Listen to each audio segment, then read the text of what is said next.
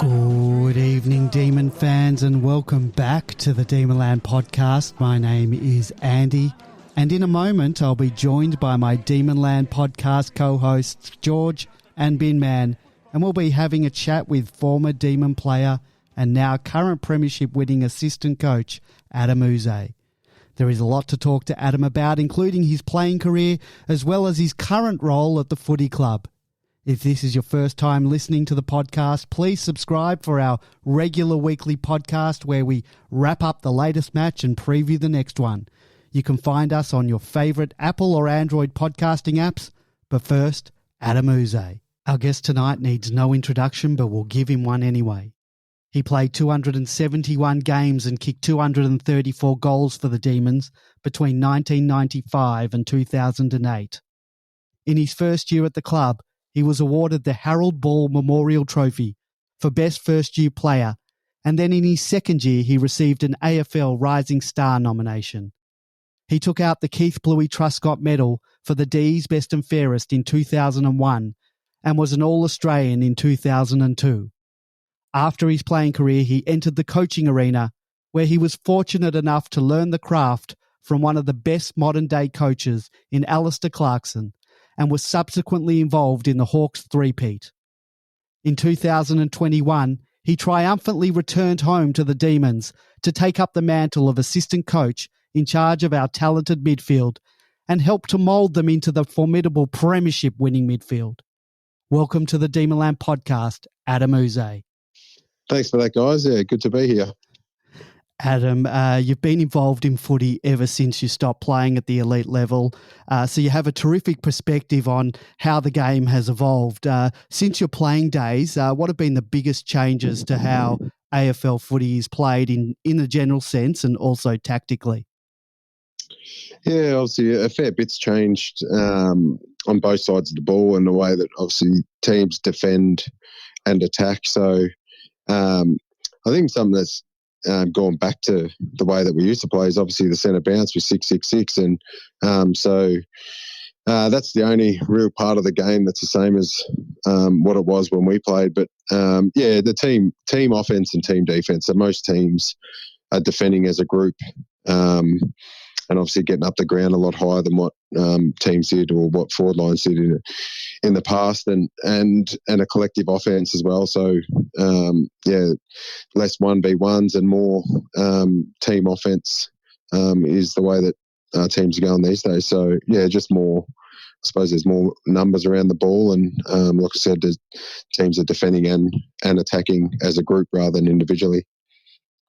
Thanks, Adam. Before we get into some questions about your current role at the D's, I was interested in what other sports, if any, you draw inspiration from in terms of sort of feeding into your thinking about tactics and strategies and game plans. I know a lot of the coaches in their off-season, when they can travel to and go to other sporting clubs, and Clarko's well known for that. So I was interested in what other sports you sort of look at from a tactic and sort of strategy game plans sense.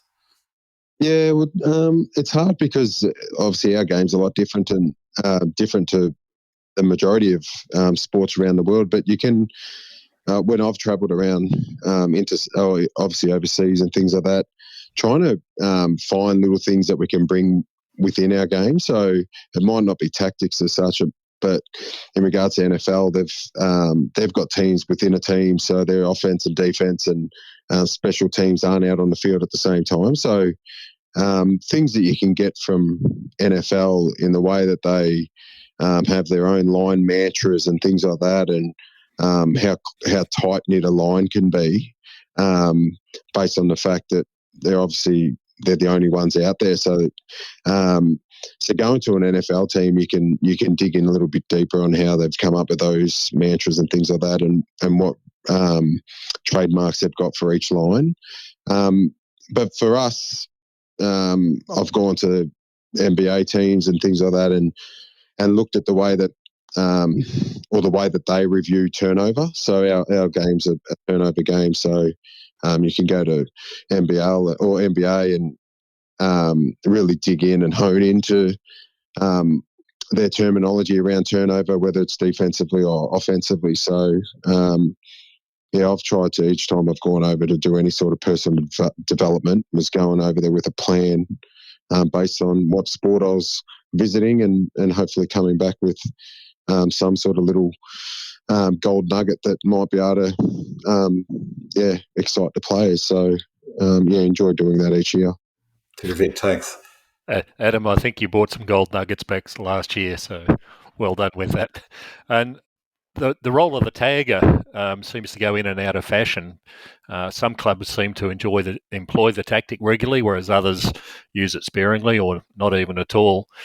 The D's seem to fall into the latter category, and Stephen May, when he was interviewed post the Bulldogs game, claimed that we don't tag. Is that an accurate assessment? And are we confident in our ability to win our own ball rather than trying to negate the opposition mids?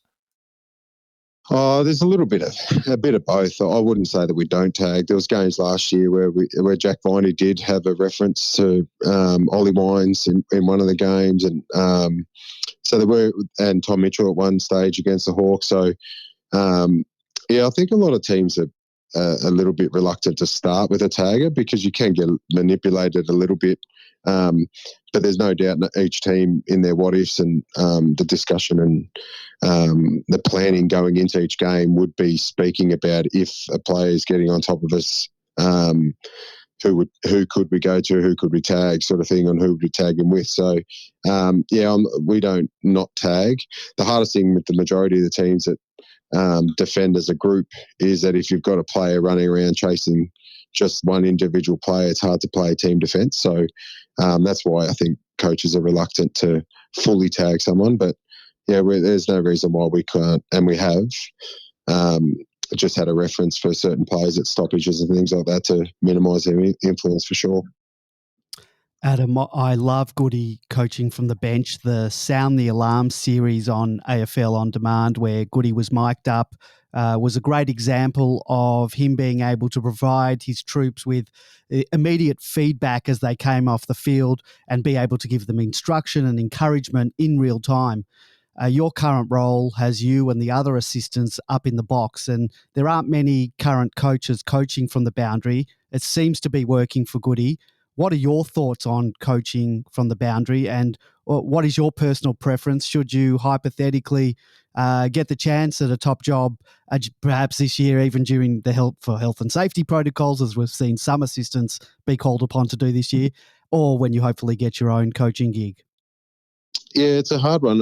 Well, personally, I think if I was to start as a senior coach, I'd want to be sitting up in the box, and I think your initial first or second year of coaching, you want to get an understanding and make sure the players have got your game plan down pat, and you're really comfortable with the way your game's sitting. So with Goody, it's obviously not Goody's first year of coaching, so he feels really comfortable in the way that we play. We've got a pretty predictable game style, so so for him to be able to go down and coach from the bench, you can coach the emotion and the spirit of the players down there, and still have a good eye for what's happening out on the field, obviously system-wise. So, I think if it's a little bit horses for courses based on, your experience, and then two, probably the confidence you've got in the coaches upstairs as well. So, we've got a really good mix at the moment. We've got a guy in Alan Richardson that's obviously coached before, so he sits up there and helps us with the mood of the box. So he's obviously a really handy person to have upstairs as well, and then I'm obviously connected to Goody the whole time as well. So based on my role with stoppages and offense, so we really enjoy what we're doing, and like I said, we get a really good balance of me or us guys looking at the structure and the method and things like that from upstairs, and Goody obviously can keep an eye on it down there, but more coaching the spirit and the mood of the players down on the bench, and have hands-on coaching down there. So we've got a nice blend. It's interesting, Adam, you were talking about the NFL, because of course a senior coach, and in fact all the line coaches as well, they all are on the ground. So, the Goody in that sense is it's a bit more like NFL and being, with the players all the time. It is. Yeah, in the NFL, I think the offensive coordinator and defensive coordinator are the only two that sit upstairs. So, they keep an eye on obviously the patterns and things, because you do get a better look from upstairs with patterns and structures. So, and then they relay that down to the coach, and that's what we do. And how often are you in contact with Goody? Like is it pretty constant or it's on demand? Yeah, no, well, mine has to be constant based on the fact that my roles involve the two areas of the game that if you are going to make an adjustment, it's around stoppage, around structure, which I look after, and then around the way that you're moving the ball. So, and based on the fact that my role is about our offence, so we're constantly in contact each week. So the sort of speaking of your role in terms of the midfielders, we're blessed to have a plethora of midfielders to choose from, who are all really more than capable of holding their own in the middle. Midfield rotations and managing minutes of players has become a sports science in itself. As a midfield coach, how much input do you have on the rotations and minutes, or is that solely the domain of the elite performance team? No, within the rotations, that's done downstairs and on the bench with our fitness staff. But what I can have a say in is the fact that we hope and we expect our players to be able to move forward and play a forward role for us. So rather than just rotating on and off the bench, having a secondary role that you can go and play and have a real impact when you go forward. So you would have noticed this year, Gorney being able to go down and play forward a little bit more, so he can give Jacko a go in the ruck. One, it obviously helps with Jacko's development, but two, Gorney going down there and playing a forward position for us at a really high level is really important for us. So, so we expect all of our midfielders to be able to go and play forward and play forward really well. So, but the actual rotations and when they go on and off the ground are all based on the fitness staff downstairs.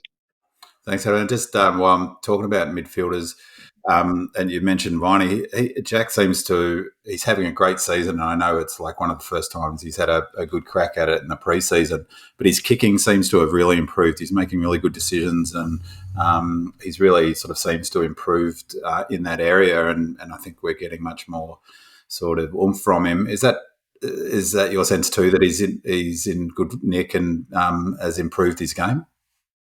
Yeah, he has, and we think he's still got a little bit of improvement to go. And the main reason for that is he's being able to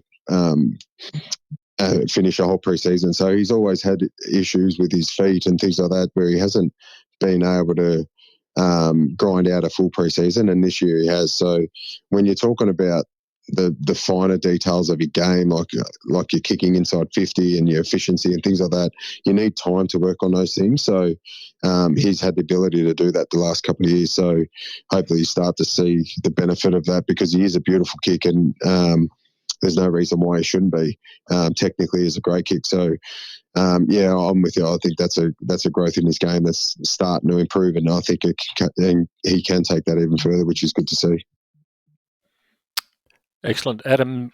Word of the month in AFL circles is momentum, and we've seen some huge momentum swings and a run on of opposition goals in a number of matches, and particularly we saw it in the final round in 2021 against the Cats, and famously, of course, in the grand final, but also in round one of this season.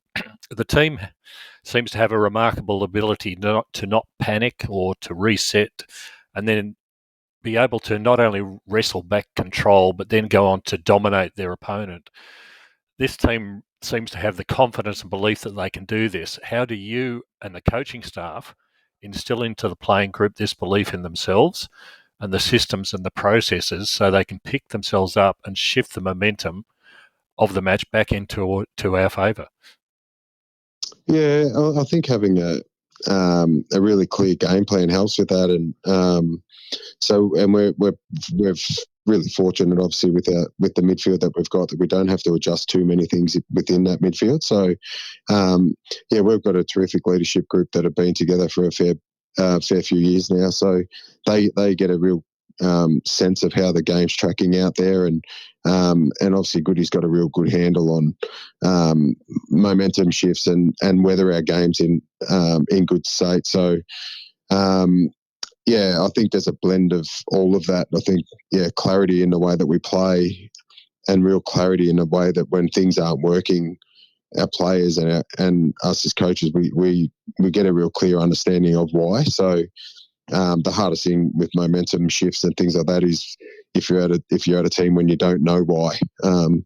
So we feel like we're in a nice little position on whether we've got the momentum or not. We understand the reasons why. So and that's not, like I said, not just the coaches. The players have a really good sense of that, and our small adjustments that we can make, they go out and execute it. So it's full credit to them.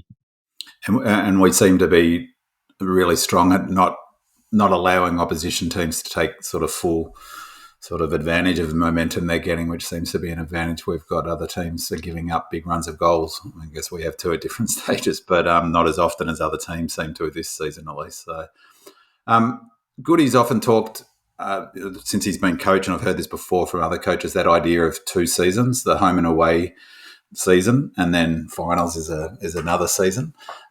Given we're coming off a short pre-season, for a very good reason, having won the Premiership, we're in new territory, I guess, in terms of getting through this home and away season and being cherry ripe for the finals. We also have a taxing game plan that requires lots of running. Lots of contested footy, obviously, is important. Given those factors, what are some of the strategies that might be employed by us this season to get us through the home and away without spending all our petrol tickets, still making top 4, which no doubt is the goal, and then peaking for finals? I think it's probably not fair to say, but I think it's a bit of a myth on feeling like we've had a shorter pre-season. The current landscape is the fact that the teams that make whether you make the finals or not, you can't start training until December the 6th. And I think it's 2 weeks before that when your first of 4-year players can start. So at no stage were any teams allowed to start before late November. So I think it actually is a bit of an advantage that that you're actually playing during the month of September. So teams that don't make the finals, all they can do is train away from the club until November the 22nd. So I get it that they're allowed to train individually by themselves, but the majority of the players that have played finals, and our boys did exactly that, is that they're that good at training by themselves that when they're at home, that they come to training on day one ready to go. So I think we're at a little bit of an advantage based on the fact that we didn't have so many weeks at home where you have to train by yourself. So, so we're really happy with the way our boys rocked up on day one. We've had a lot of guys that have ran PBs in their 4-1Ks, and which is really exciting after having a really strong year. So, we've got full faith in our fitness staff and the program they put together while they were away. And then obviously once they turn up on day one, they've attacked their training, all obviously led by our leadership group, and they've attacked their training from day one and have been ready to go from the minute they walked into the doors. Adam, we're seeing the emergence of a genuine superstar in front of our very eyes in Luke Jackson. I imagine that as his career progresses, we'll start to see a shift in his rucking minutes as he begins to take more of the centre bounce attendances. As midfield coach, is that something that you have a large input towards, or does that fall to Greg Stafford as the ruck coach, or does it fall to the elite performance team? Well, it's a little bit of both. All of us will come up with a plan, but the hardest thing with Jacko is obviously he's still developing. He's only in his 2nd or 3rd year, and so he's still developing his ruck craft. And we've got an amazing ruck in Gorney. So being able to manipulate, obviously, and work with Gorney within his game time. So we're really happy with the way that Jacko's developing, not only as a ruckman but as a forward. So we expect Jacko to, when he is playing as a forward, to play as a pure forward and be really dangerous when he's down there. So the blend of both is working really well now. But there will come a time where we will need him to step up and obviously take more of the load off Gorney. So, but right now, I think we've got a really good blend.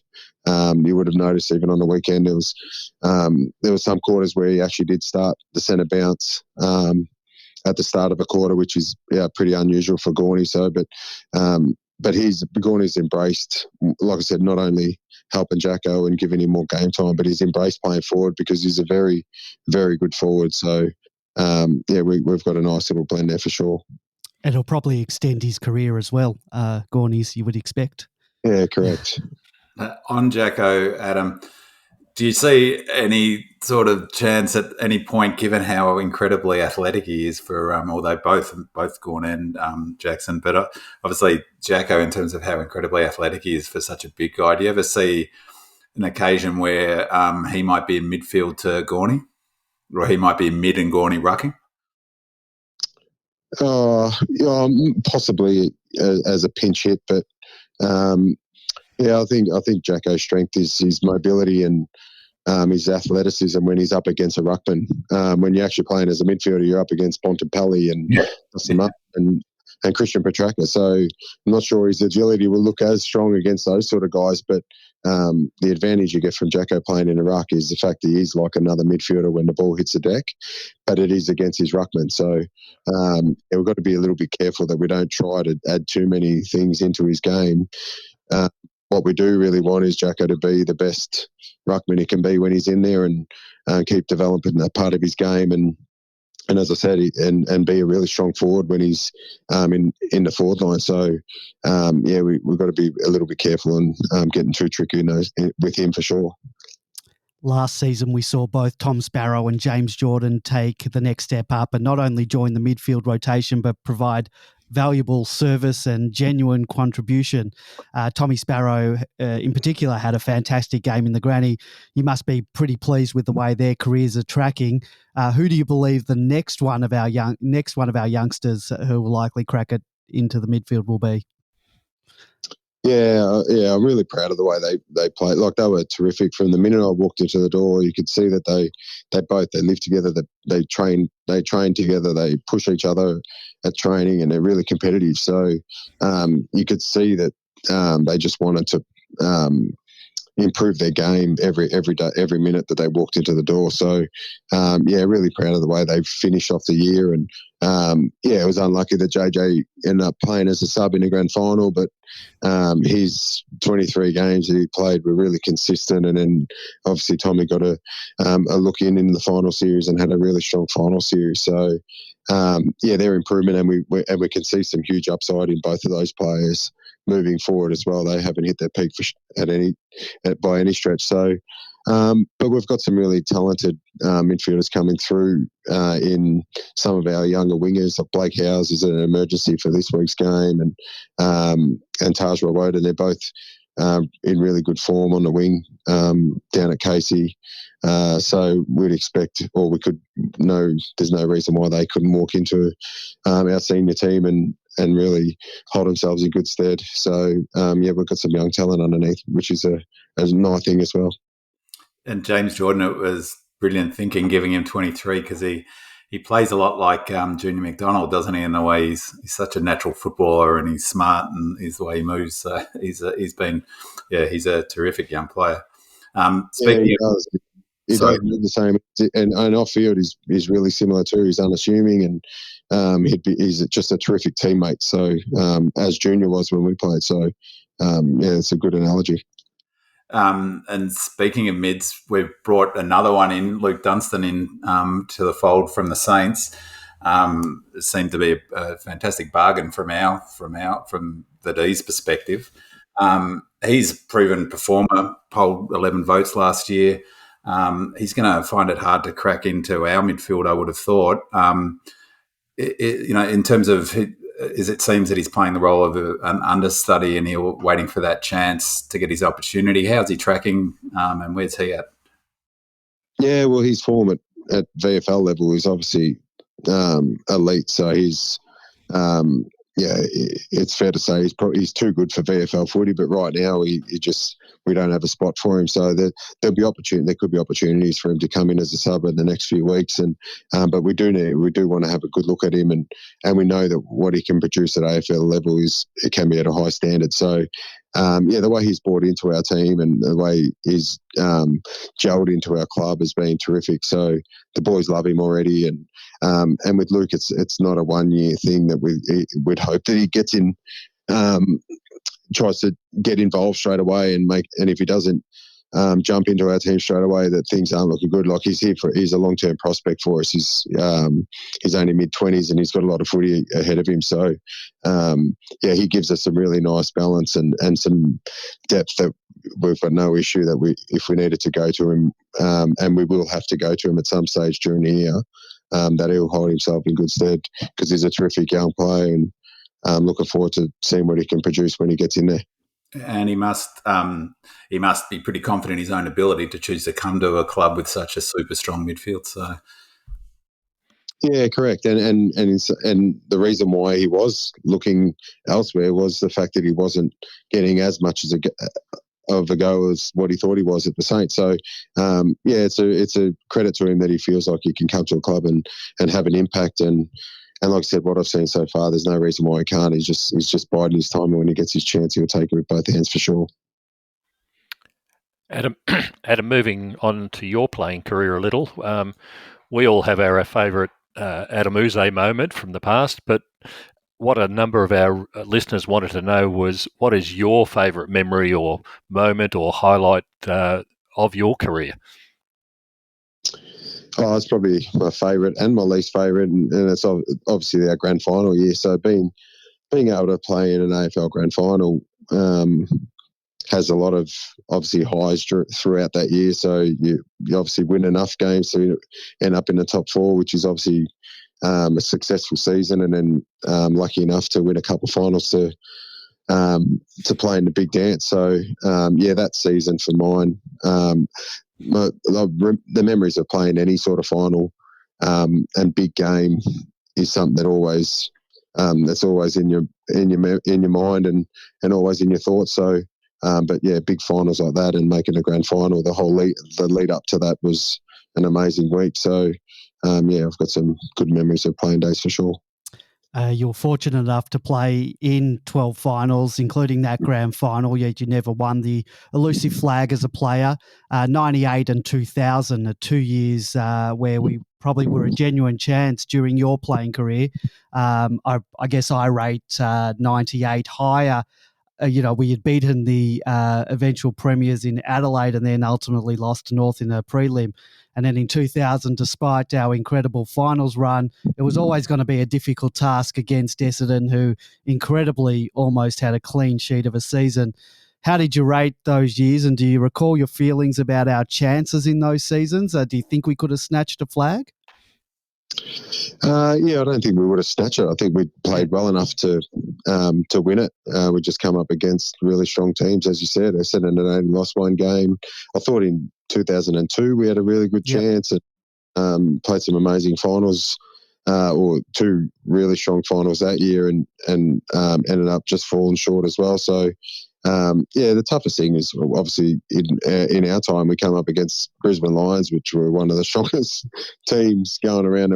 They go on three-peat, and the grand final we play against a team that's lost one game for the year in the Bombers. But I do mention to Goody a fair bit that the 98 season we did flog them in the final. Yes, thank you. 40 odd points, and I do remind him of that daily. So, they were obviously good enough to bounce back and win the flag. But those few years there, we were.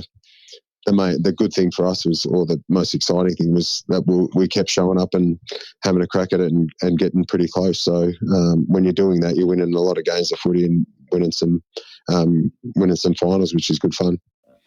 We should see if we can organise Andy to get a journo to ask Goody about that game in one of his post-match presses. Well, he ends up with the last laugh because they obviously won the flag. But I think back then it wasn't that it was a different final series, so they ended up staying in. They didn't drop out that first week based on the different final series setup. So Yeah, and that was just the one year, wasn't it? They went back to the old model the year after. So another year we were robbed. In your career, you played with just some legends of the footy club: Steinsy, Lyon, Viney, the Lovitts, Phoebes, David Schwartz, David Neitz, Farmer. As you said, Junior McDonald, Jeff White, Woden Robinson, Brad Green. There's such a fantastic list of players, and it goes on and on. I know it's a big call, and it's probably a hard one to. Who do you think was the best of the players you played with? I guess in talent and best however you want to define it. I guess. Yeah. Well, that's a hard one. I got a lot of really close friends that I played a lot of footy with. But when you talk talent, I can't go past Wizard. Jeff Farmer could do things on the field that no one could do, and I eerily coached Sil Rioli that was really similar. Like you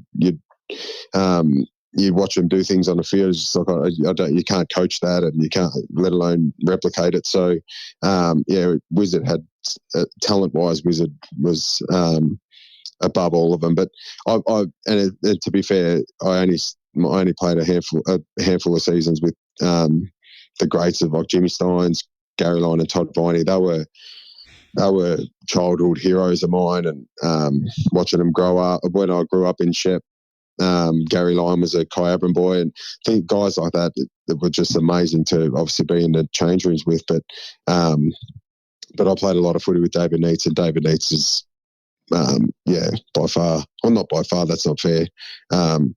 He was just a beacon. He was an amazing leader, amazing player, super resilient, and just a terrific guy.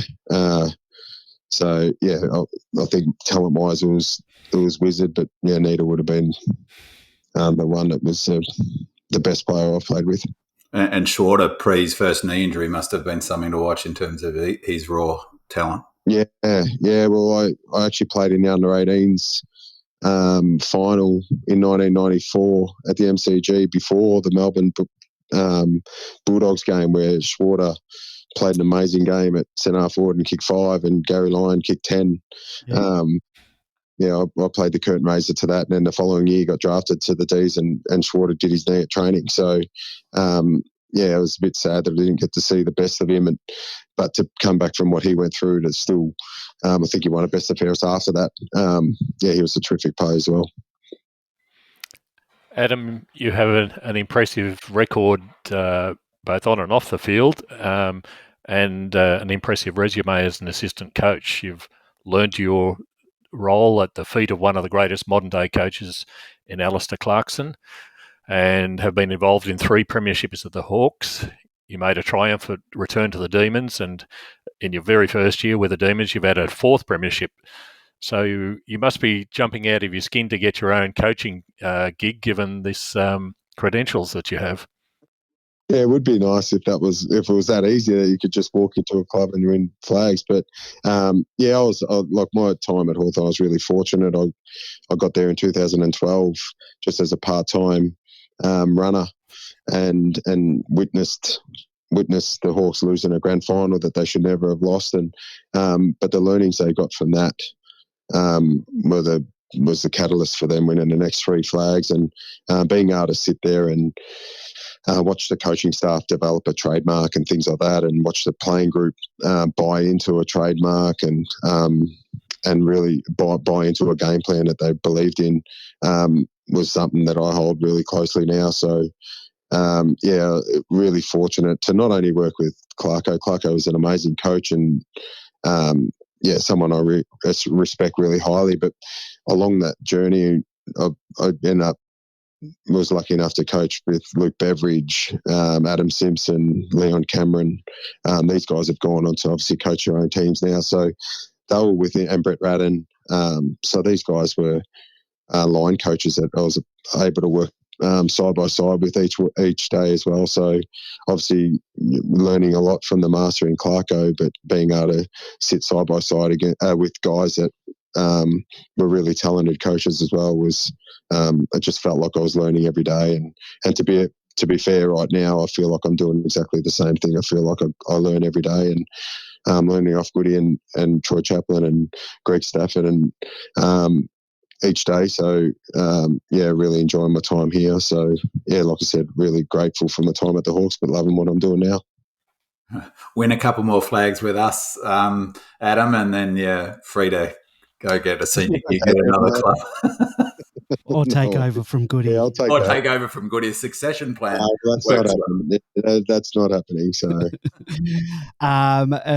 perhaps just before we let you go, you proudly wore the number 13 Guernsey for most of your career. There's a bloke who wears that number now who goes all right. May I ask you, who's the better player, Clary or the Yze? Oh, well, that's not even. He's an amazing player. Isn't he? And to be fair, he's from close to where I'm from. He's from Roopner, and I kept an eye on him from afar, even when I retired. So, some of the things Clayton does, I can't coach. He's just a super talent with an amazing will to win. He's gone from an overweight under 18 player to a really diligent guy that trains so hard and is a master at his craft. So, he's a delight to coach, and I think he's still got a fair bit of improvement in him as well. So hopefully he can kick a few more goals and really round out his game. And he's really getting good distance with, like, he's really driving the ball forward now, isn't he? That's one of the changes in his game. And he knows that, and that's why he's such a good player. He could see that the growth in his game could be pushing forward and hitting the scoreboard more. And he obviously watches a fair bit of footy and compares himself to different players, and he knows the good midfielders can hit the scoreboard. So, and it's not only as a midfielder, he can go down and play forward. And as a kid, he was a really good mark of the ball. So, we expect him to be able to grow his game every year, and he walks in and does that every day. Adam, we want to thank you for your time tonight. Thank you for the joy and excitement you brought Demon fans throughout your playing career, from the freakish goals to the silky left foot passes to the spectacular speckies. Your career was littered with many memorable highlights, and to top it off, you returned to the fold and helped to deliver us a premiership. So thank you, Adam. We really appreciate everything you've done at and for the club, and thank you again for your time tonight. No worries, guys. Anytime. That was former Demon player and current Premiership assistant coach Adem Yze. If this is your first time listening to the podcast and you like what you heard, please subscribe to our regular weekly podcast where we do a deep dive and analyse the latest match and then preview the upcoming game. You can find us on your favourite Apple or Android podcasting app. If you are a regular listener, please leave us a favourable review so more people can find the podcast. And if you love talking about the Demons, head over to demonland.com and chat with other die-hard Demon fans. Go Demons!